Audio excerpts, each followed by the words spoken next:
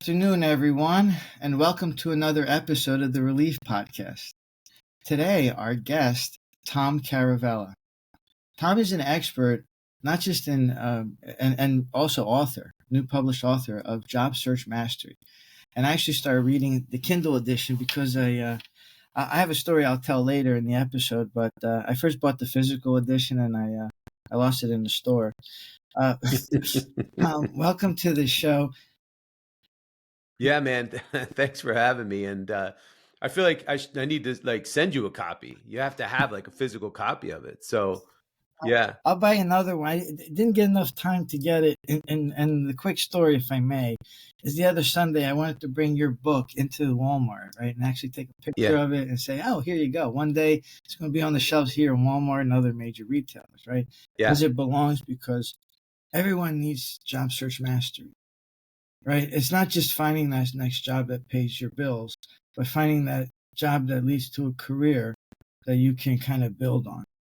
Yeah. And I think you've done that. I mean, and, please share more about, in summary, your background and what inspired you to write this really good book. Yeah. Well, just to add to what you just said real quick, I think it's a great place to start.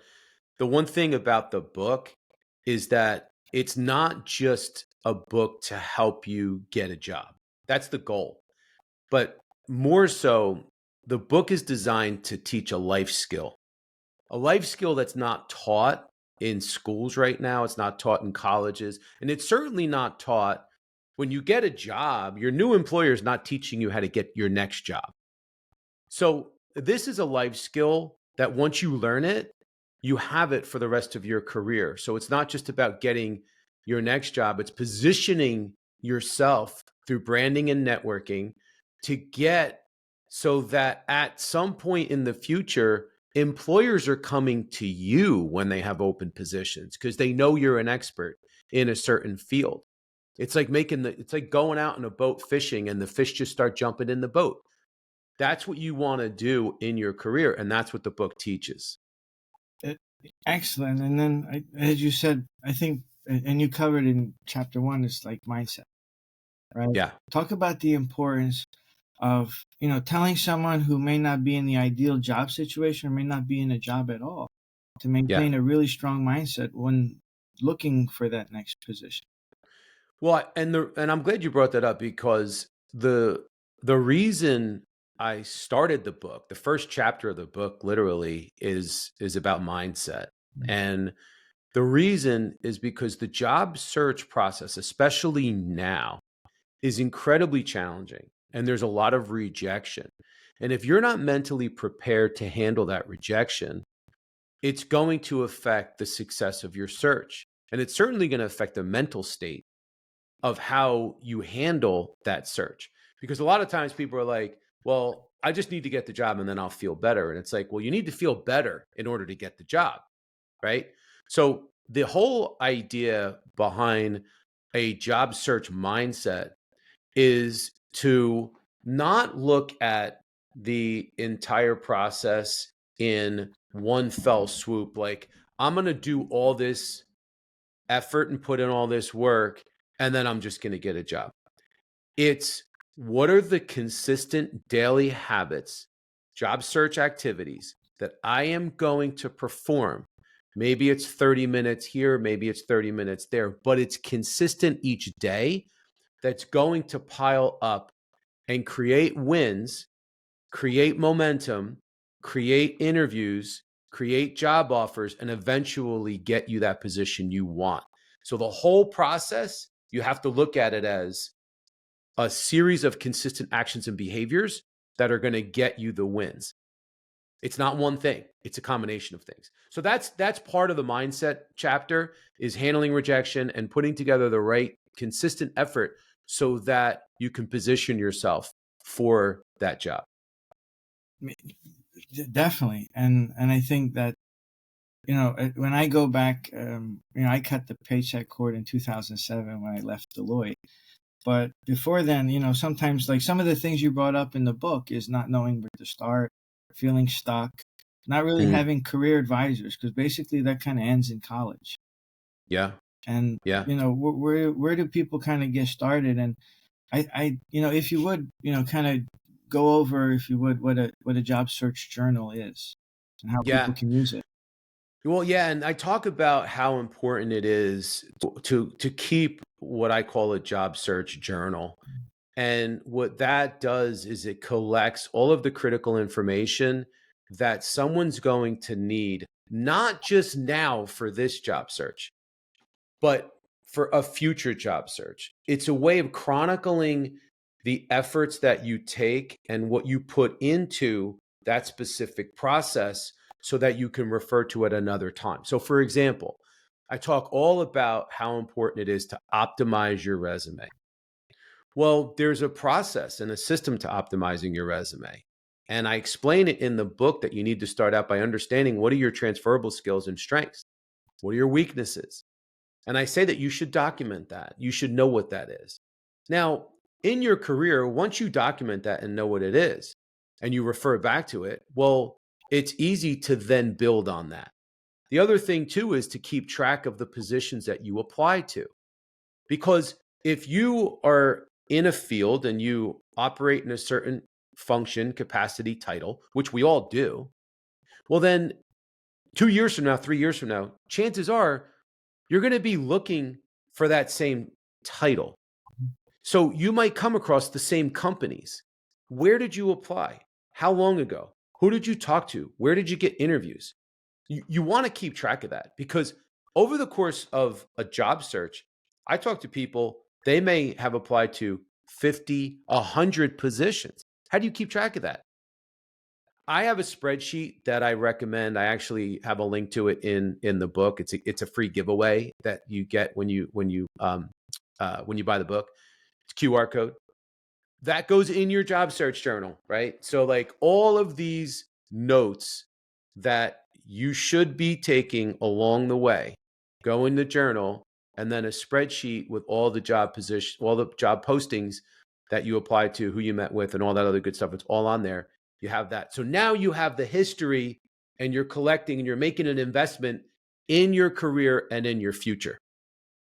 I like that because I guess some people would call it like the rifle approach as opposed to the shotgun approach of, Yeah. scattering things around. And, there was a time when I worked for the company, again, different industry, but Robert Half in staffing for about a year. And you would have people, who were clerks in convenience stores applying for, senior accountants and CFO positions. And there's just no relevancy there, right? So you have to learn the skills and get the expertise to kind of climb up that ladder and achieve that mastery status. And you've done it, and you've picked a micro niche when it comes to the field of specialty. Would you mind going over, like, because when I look at, I listen to some of your podcasts and it's just like, wow, I can't understand any of it sometimes, like the kind of Yeah. the field you're in, but I do understand and respect the expertise it takes to recruit that specialist to these positions. Yeah, so I'll give you the short version. So I'm a pharmaceutical and biotech specialized recruiter, but there's even a further specialty in my business where we just focus on recruiting people in medical affairs, right? It's a department within the pharmaceutical and biotech industry. And about 80% of those positions that we recruit on are for one specific title, one specific job function. It's called the Medical Science Liaison, or MSL. And we just became experts in specializing in recruiting MSLs. Therefore, I started a podcast called MSL Talk, which I started it in March of 2020, which was when COVID hit. So I kind of had a captive audience. And the podcast has grown. There was nothing else like it at the time. And the podcast has grown to like 500,000 listeners in over 90 countries. So it's a huge following, but it's also very, very niche to just people that are either in the role or want to be in the role. So it just goes to show you there's that expression, the riches are in the niches. I've just found my way through being super niched. However, my book is not just for MSLs. It's written for anyone, any age, any industry. What I've learned in the job search process and being an expert as a career advisor, I've actually put all into the book for any industry. And there's some valuable exercises in the book. Which one would you like to highlight that might be of use to the audience? Well, I think probably the most important, if I would have to pick out of all the exercises that are in the book, I'm going to get back to the resume optimization piece and how important it is to make sure you are fully optimizing your resume before you apply to a position. And I'll just very quickly explain that when you see a job posting and when you want to apply to a job, it's really important to make sure that you tailor and customize your resume for that specific job.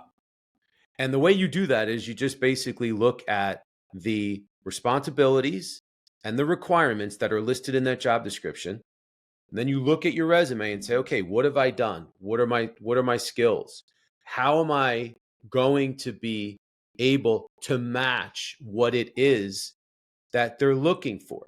Now, it's very simple. You basically just look for keywords, language, and phrases that are on the job description, and you incorporate those keywords, language, and phrases into your resume. The only thing I caution people about is you have to be able to support any claims you're making. You can't just put a bunch of random keywords, and you can't just like change your resume and not be able to show where you did that, how you did that, and how you can make that claim. By doing this, your resume now has a better chance of getting through what we call an applicant tracking system. So like there's a database that has artificial intelligence built into it. It's an applicant tracking system. And it's going to scan for language, keywords, and phrases. If your resume is not inclusive of those right things, it's going to get screened out. So there's an electronic screening process for positions now. If you don't optimize your resume, you're probably not getting through the filter. And that's the whole reason for this, is just to get to, you have to get into the game before you can even play it. If you're not even getting into the game, you can't even play. And that's the first thing that I try to explain to people in the first exercise. Right, because I can imagine for every open position, regardless of what it is, maybe hundreds of people could apply, and one person can't have enough time to filter it all. So if they are looking for certain keywords, and whether it's well written or not, it shows that somebody put some duty and care into their application. Yep, 1,000%. And like, what would you do like when you're prepping somebody for an interview, right? So let's say you have certain types of candidates for a certain type of position ready to go. How do you there's this one question I remember being asked is, why do you want to work here? What would you advise like your clients to kind of be honest rather than just kind of answer to the question? Well, the first thing, I'm glad that you brought that question up because I talk about that question in my book. It's probably the one question you can expect to get on any interview. It should be asked of you. It's an important question. So what I tell people is, number one, be prepared for that question. Don't be surprised if they ask you that question. Be prepared and have your answer ready in advance. And your answer should be based upon research that you've done on the organization. So I would go to, let's just say you're interviewing at Vandelay Industries, right? And you are doing your research. I would go to Google and type in about Vandelay Industries or Vandelay Industries facts and get the facts down. See what it is. How long have they been in business? What's look at their recent news. Have they been in the news? Did they just announce earnings? Did they just announce an acquisition? Is it good news, bad news? You need to be aware of what's going on in the organization. But look at the facts, look at the news, look at the information, and then be ready to talk about it. So I might answer that question like, Demetri, I'm glad you asked me that question because I've been following Vandelay Industries for the last couple of months, ever since I saw this position posted, or ever since I saw this. And I can't tell you how excited I am about this opportunity and about the company. I don't care what you say, but make sure you use the word excited and interested in your answer. And then give them some facts.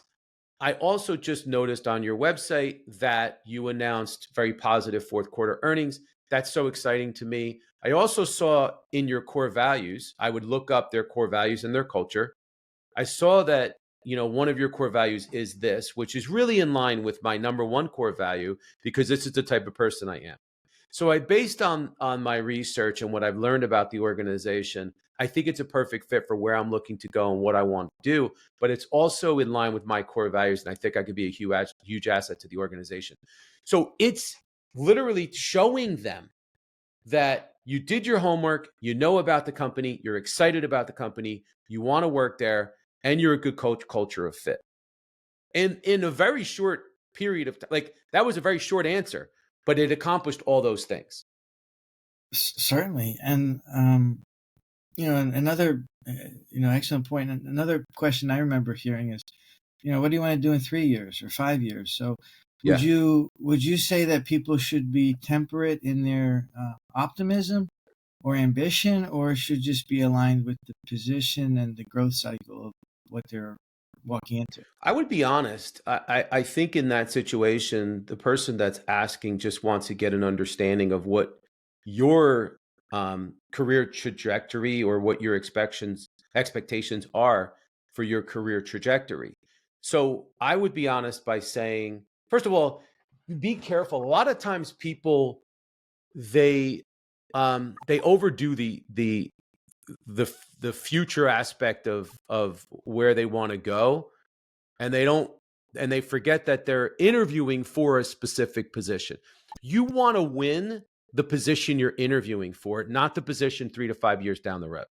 So just be careful and temper your excitement for the promotion. So what I would say is, well, that's a great question. And I think that this position that I'm interviewing for, whatever the title is, I think it's a really good next step for me. I think it's perfect for where I want to go for the next, 3 to 5 years. So my idea is, you know, get into your organization in this position, excel year after year, learn all the strategic objectives for both this position and the company, become a big part of the success of the organization. And then from there, what I'd like to do is, I'm a very loyal person. And I'd like to see what opportunities for advancement I might be able to find within the organization. But I am open, and I feel like I'm a really good team player. I'm a really loyal person, and I feel like this organization's large enough. It's in a good, has a probably at the sweet spot of where I would want to be for future opportunities. So I'd like to see myself um, excelling in this role, but also looking down the road into being a valuable asset for that next step in the process. Like, you want to let them know that you're thinking about how you can grow within the organization. Because sometimes what people say is, well, I really want to be a manager. I really want to be this. Well, you're now telling them that you don't want what you're interviewing for if you're not interviewing for a manager position. See what I'm saying? So you want to be very cognizant of paying respect to the hiring manager and the position you're interviewing for, but letting them know that you have every interest and every expectation that you're going to be there for the long haul and you're going to get to that next level. Right, because it's like I feel like it's this balance between assertiveness and humility. Yeah. Because if somebody has too much chip, like obviously you got to have some confidence, some wherewithal, knowing what you know, and being able to speak strongly with it. But if you're like, hey, I'm a know-it-all and I want your job in 5 years, you're like, whoa, that's a threat. Yeah, for sure. And then speak to attributes, right? Because we basically heard from Rich Davini a few years ago, and I like to incorporate attributes into like core value training and how we add people to the team and let go of people. Speak to that, if you would, in terms of like you mentioned culture fit. Some cultures are more rigid than others are more casual than others, and especially in your field too. Hmm. You have to know what you're walking into so that everyone's comfortable, right? Yeah. How would you go about, I guess, adjusting on the spot when sometimes there's a mixed expectation? Yeah. Well, and I think that there's only so much you can learn from the website and the sign on the door. So in the conference room, you go in, you start your first day and you go in the conference room and all the core values are written up on the wall. But is that really the culture? Is that really what you're going to see when you're there? And what I try to tell people is, when you're in an organization, try to find the most successful people in the organization and find out what they're doing to be successful. And it's not just about responsibilities and accomplishments and achievements and how they're finding success. It's also what type of personality, what type of attitude, um, what type of example are they setting, um, in their interpersonal communications and values. It's not just about skill and about doing a good job, because that certainly isn't a big important piece of it. But what do you pick up on that person, from that person, on their temperament, their communication style, the way they're treating others, um, how they manage their time. Look at all of the aspects of the most successful people in what they do and how they do it. And then you try to model your behavior off of those people. And sometimes it's not always your direct supervisor, or it could be somebody on another team. It could be somebody in another department. You know who the key players are. You know who they are. Eventually, you're going to find out who are the people that have the most influence within the organization.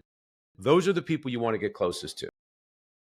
No, excellent, because it's all about that proximity to power. And so let's say the candidate has landed that interview and it goes well, or maybe they've met a panel of people. What would you recommend as just a common protocol afterwards, as either a follow-up process or even a consideration of thank you for the person's Yeah. time in interviewing? Well, one of the things I prep all job seekers is that you absolutely positively should be sending a thank you note to each person that you interview within 24 hours of the meeting. Now, in this day and age, there's a lot of virtual interviews, in which case you never really get to meet the person.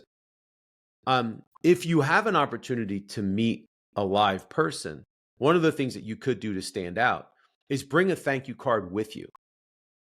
Before you leave the building, fill out the thank you cards for each person that you met with and leave them at the reception desk and say, can you do me a favor and get these to each of these individuals? Ask somebody in the organization. And now you're leaving there. You took the extra step, you took the extra effort, and they have this token in front of them of your appreciation. That goes a long way. Now, let's just say it's virtual, or let's just say you don't have cards or whatever. Get an email address for each person that you interviewed with. Send them a brief. It's got to be brief. It can't be this long, dragged out thing, because nobody's going to read it. And in that thank you, what you want to do is just thank them. Dear so and so, Mhm. I want to thank you for taking time to interview me today. Then you talk about your interest. Go back into your interest. I want to again express my excitement and interest in the opportunity and the organization. Then maybe say one thing that makes you a fit. Based on what I learned today, I think I'm an excellent fit for the opportunity because of this. And then thank him again. Again, really want to thank you for the amount of time that you put into this. I'm really excited about next steps. So it's interest, excitement, thank you, why they should hire you, and then thank you and interest again. And in 4 or 5 sentences, that's it, done. The only thing I say to people is, if you interview with 4 different people within an organization, Don't send them all the same thank you. Find some way to make it different, because they sometimes will compare and contrast the thank you notes to see if you just, copy and paste and just, one and done, Yeah, you can't have fake enthusiasm. You have to have real excitement because you wanna recruit and hire genuine people to work for your team that you can tolerate and put up with on a daily basis. Exactly. Oh wow! I mean, so because in your culture, again, my limit in pharmaceutical was a summer internship at Merck in 2001. Um, so again, it's just only one tiny piece of the pie, and a major organization that is just kind of regimented and the way they Yeah. grow, and there's a lot of regulatory obligations, duties, and responsibilities because whether how they blend their formularies, whether how they label, everything has to be kind of right, or else things are not just not compliant, but people might die. So, Yeah. so Yeah. talk about just not just the level of professionalism that is involved in your industry, but the level of professionalism everyone should have in their jobs. Well, I think that what's most important is, so we're in this society now where I've witnessed this very casual, laid back nature to people, because we're in this virtual environment now where everybody's working from home, and we do stuff over Zoom, and it's become this casual thing. That's a trap. You don't want to live your life being overly casual, because that's when you make mistakes. So I'm glad that you bring up this idea of how important it is to maintain a level of not only professional demeanor, but a standard that doesn't dip below what that professional demeanor is. Like, you have to have, look, there are times when you can and should be casual, and there are times when you can and should show your personality and um, maybe the laid back side and the fun side.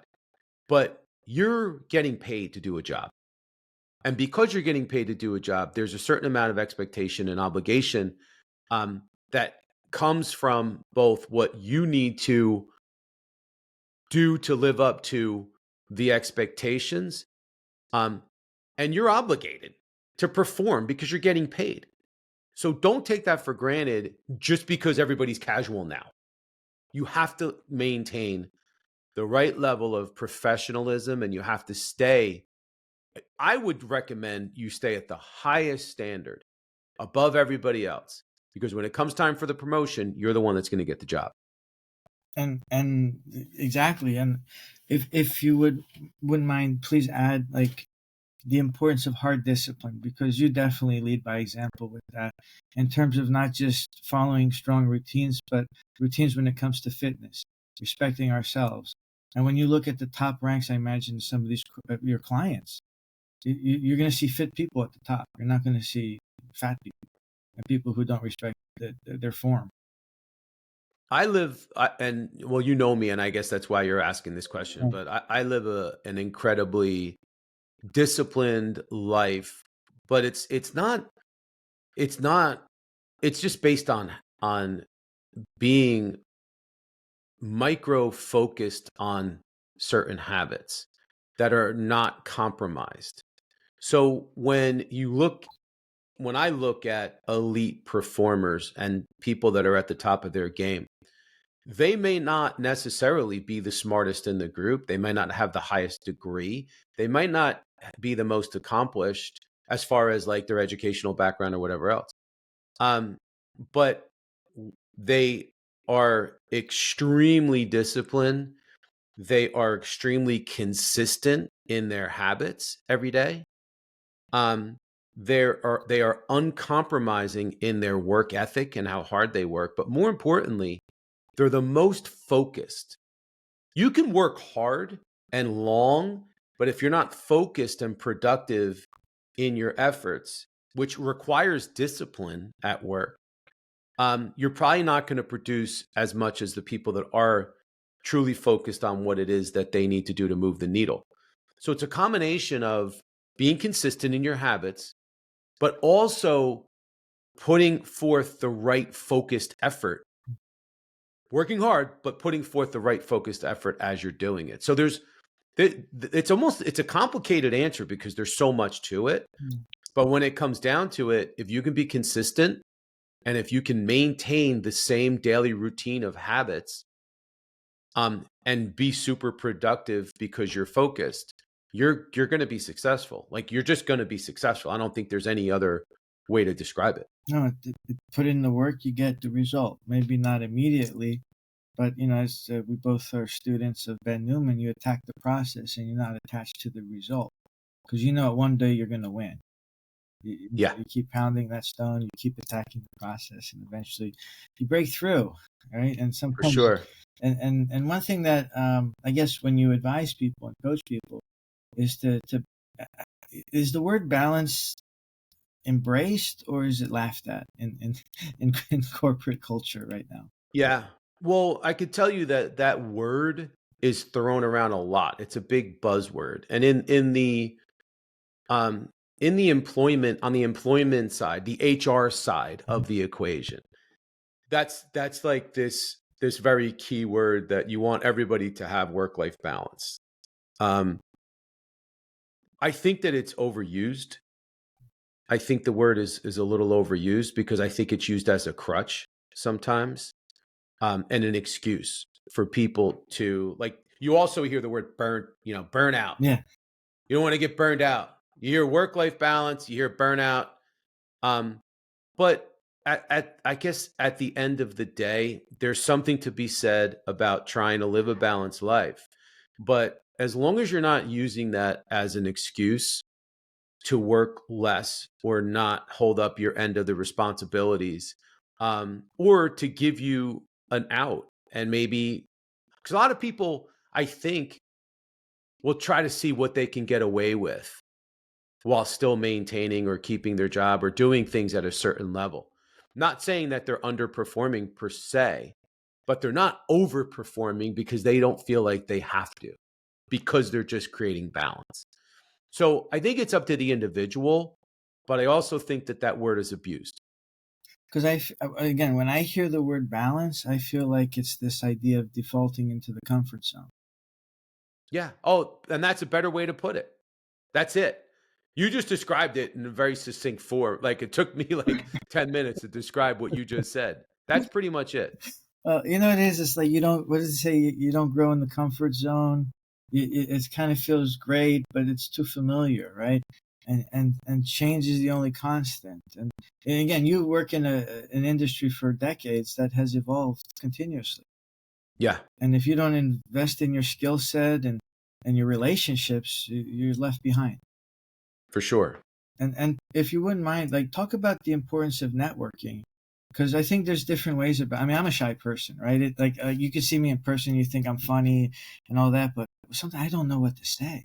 You go to these networking events and you're like, how do I talk to that person without bothering? And how do I introduce myself in a nice way and then just leave a good impression on someone? Or how do I go about taking this charm or charisma and just smiling and leaving a good impact on someone? Yeah. Well, and I talk a lot about networking in my book because I truly believe that that's the secret weapon of any job search, is how well networked you are. And what I mean by that is, so there's two different kinds of networking. There's live networking, like at a conference, like you just mentioned, where you're meeting people live.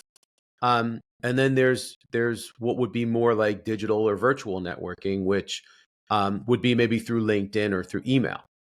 I'm a huge LinkedIn guy. I'm a big LinkedIn proponent. I think that as a job seeker, it's the number one resource and tool that you should rely on. It's certainly the number one resource when it comes to networking. And the thing is, it's not, it's free for the most part, right? I mean, you should upgrade. So even if you upgrade and you pay a couple $100s a year, even if it's a couple $1,000s a year for LinkedIn, it's the number one way to build up. We used to call it a Rolodex. Remember back in the day, we had a Rolodex? I still had one. And I actually have a LinkedIn premium account. And I'm not even fully leveraging it, but just the idea that you can basically message people on a professional level and just with the intention of connecting. Well, and the concept that I talk about in my book is that one of the best ways to get interviews or to get in front of hiring managers um, is not to just take your resume and apply to a million positions. It's find the position, go on LinkedIn, and see if you're connected to anyone within the organization, or find someone that may be connected to one of your connections or a colleague. Get your resume into the hands of a live person. Dear so and so you had this position posted. I'm a friend of whoever. Or maybe you're connected. We're connected through school. We're connected through this person. We're connected through this event. Right. Want to see if you can help me get my resume in front of the right person. I'll be entirely grateful. This is the job description, number, whatever. Now these people are genuinely in those situations usually are open to helping others. It's literally just forwarding an email. A lot of times they may get paid a referral fee for for making that recommendation. And so now you're in front of the right people. You didn't even have to apply to the position. But you can't do that unless you build your network and have a big network, because chances are the bigger the network, the more connections you're going to have in your field and the more people you can go to when there's job openings. So one of the things I talk about in the book is the importance of branding yourself and using LinkedIn to develop a network of people that can eventually help you. And that personal brand is, what did somebody tell me once? You're born with your personal brand, you carry it your whole life. And Yeah, for sure. it's your integrity, your reputation, meaning that you could be working in one company and then and for a decade or more, and then all of a sudden, because you're really good at your position, maybe a headhunter calls, maybe an opportunity arises, and you can just basically walk into another company in the next seat up, right? And maybe It sounds simple, yeah. but it happens. Oh, right. And again, when I worked at Deloitte, I remember one of my peers had a folder in Outlook says, "Oh, if I'm ever unhappy, I got all these clients that would just walk me in, right? Sure. Or create a job to fit me." Yeah. Right? But that's the fish jumping in the boat. That's what it is. Yeah. So I wanted to move on to core values, and not only how important they are, but how grateful I am that you helped me in a teaching session for my own core values that I use at Real Estate Relief. And these 6 values of restoring communities, elevating the trades through transparency, leading by example, integrity and action, exuding positivity, and finding deals for investors. That came out of just a brief exercise with you. And so, how do you go about helping people again, not just formulate their values, but just kind of get clear on what they need to do? Yeah. Well, and whether we're talking about the job search or we're talking about your own personal life, you should be very aware of what's most important to you. Like, what are your priorities? What do you value most? And it just comes down to that. I mean, in the book, there's an exercise on how to identify your core values. And it comes down to what's very simple. What's most important to you? What's most valuable to you? What are your priorities? And people overthink this sometimes. And it's like, well, my family. Okay, family. That's a core value. My faith. I'm very spiritual. Okay, faith. Well, my health and my fitness is very important to me. Well, fitness, right? So there's your those are my Yeah. top 3: faith, family, fitness. Yeah. So it's that simple. Um, you know, but think about what else is of value. What brings you the most amount of joy in your life? Maybe it's service. Maybe your service, you Demetri, are very, like, service is, to me, when I think of you, I think of somebody who who's always looking to be of service to others. I mean, look at, everything's relief. You try to provide Mm. relief for others. This podcast is about relief. So service is, whether it's one of your core values or I think it's a one of, love language. I think active service at this point has become a love language. It says like, hey, yeah, if that's the way I'd like to be helped, if I needed it, I want to be that help to somebody else. Yeah. absolutely. But be honest with what it is. It's okay. Like, some people are like, well, I want to make a lot of money. I want to be rich. Okay, wealth. Wealth is one of wealth and prosperity. If that's what you're looking for. And some people, it's not all about money. It's about peace. Money and chasing wealth brings me anxiety. That's not one of my core values. But peace is finding peace, that level of joy in my life.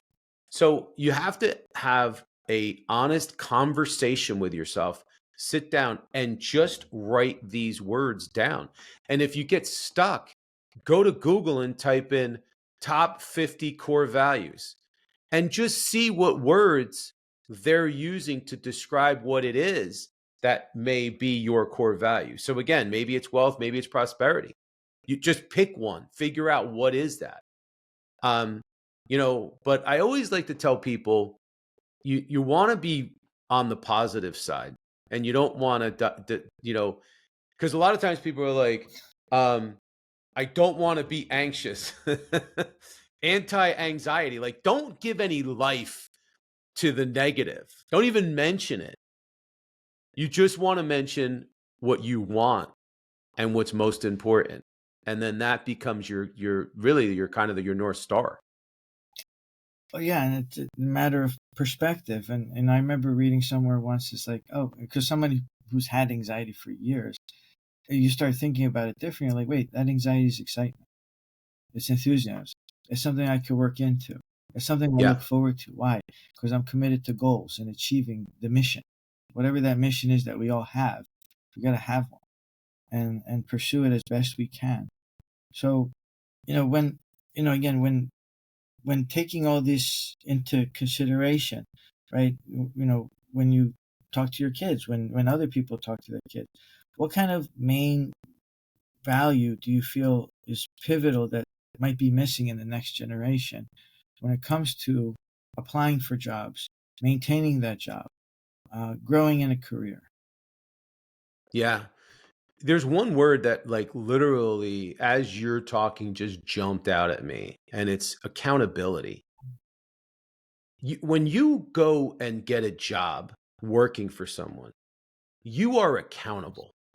You just are, because you're getting paid and you're getting hired to do a job. So accountability and the understanding of what that means should happen right from the beginning. But it happens even before you get the job, because it's your responsibility to do the work to get the job. So you're accountable all the time. You're accountable to your own success in the job search. And then when you get the job, you're accountable to the person that hired you to perform in the job. So accountability is something that I think isn't often taught from leaders or parents with their kids, especially now in this society, in this generation. What we see is this expectation and level of entitlement.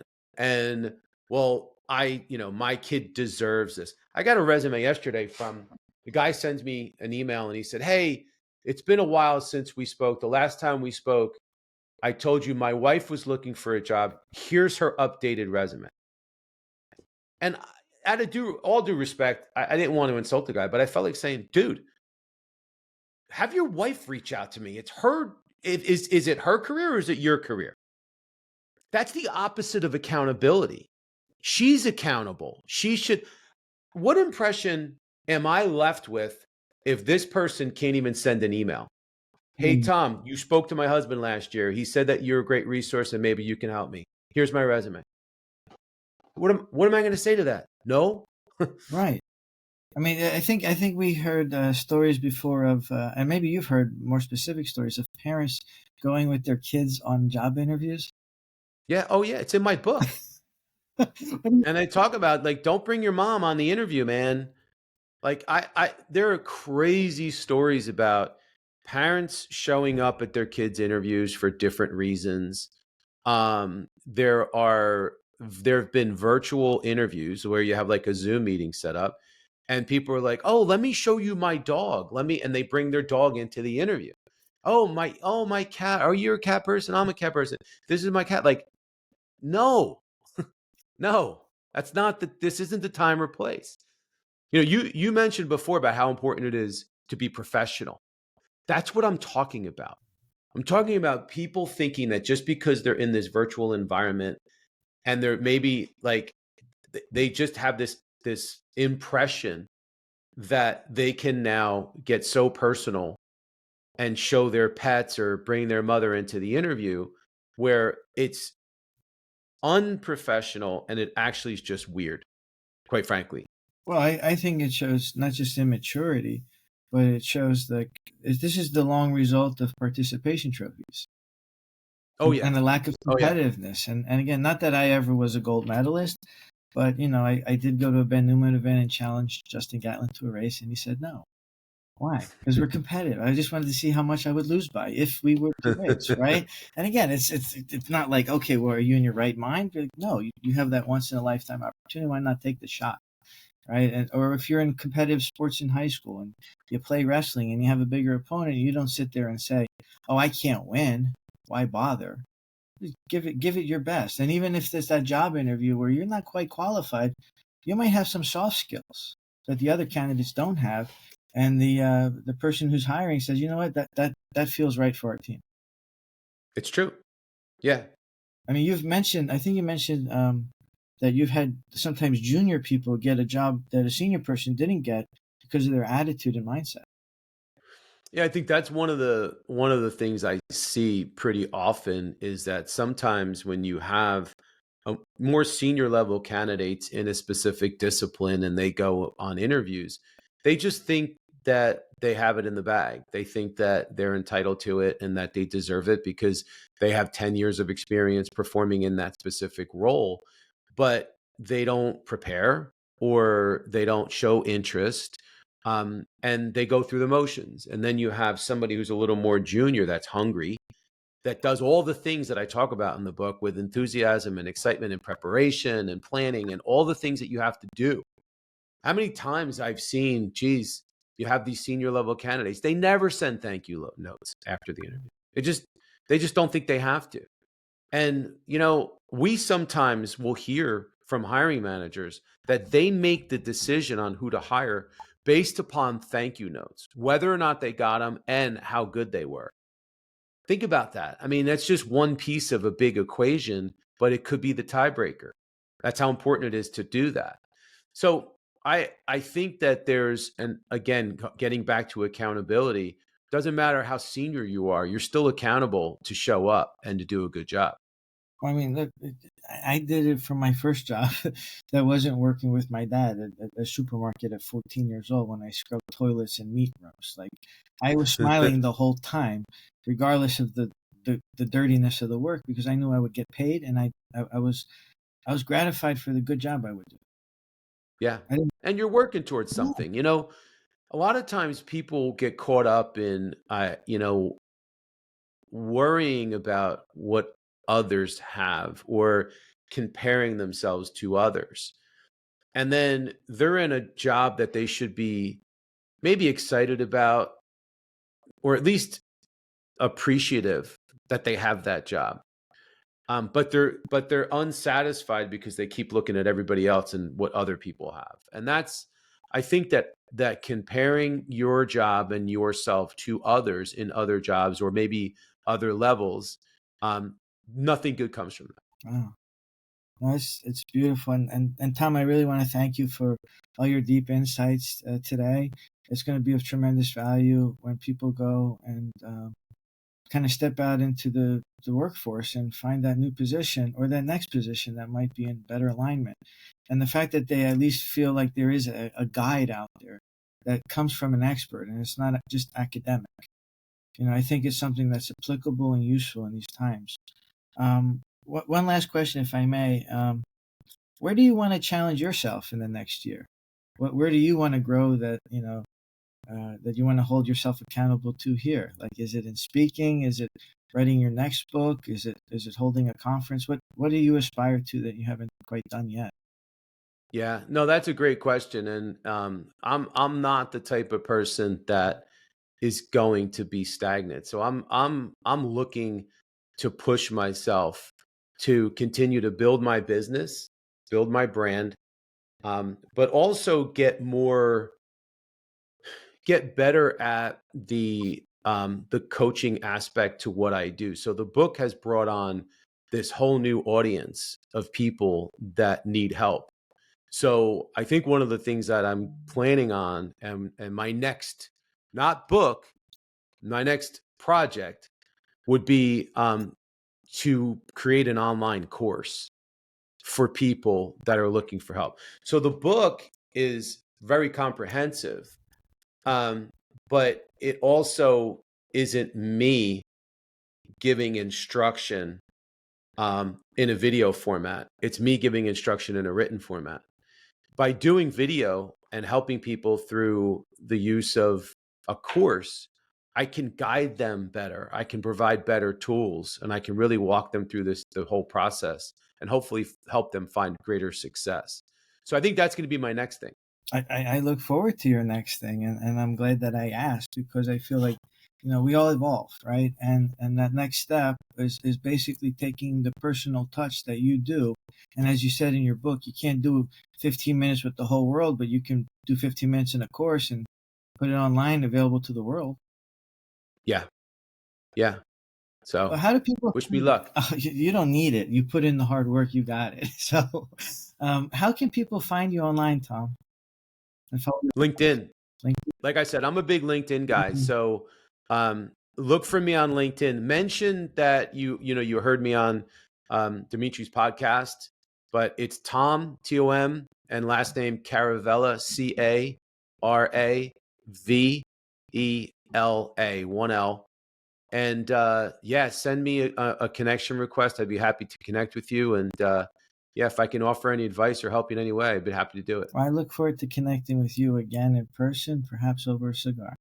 So, Thank you, my this has friend. been awesome. Always a pleasure talking to you. Thank you so much, and thanks for being a guest again on the Relief Podcast. Of course.